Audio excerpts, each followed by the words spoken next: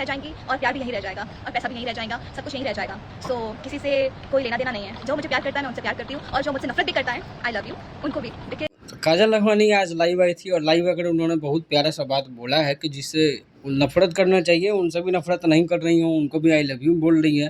दरअसल कंट्रोवर्सी खेसारी लाल यादव और काजल लखमानी के बीच हुई, जिनमें इनके 2 गाने काफ़ी ज़्यादा सक्सेसफुल रहे हैं। दोनों का फ़ोटोज़ आप स्क्रीनशॉट देख सकते हैं। वहीं खेसारी लाल यादव से ही कंट्रोवर्सी हुई थी और उन्हीं के ऊपर ऐसा फैन मानते हैं कि गाना उन्होंने गाया था।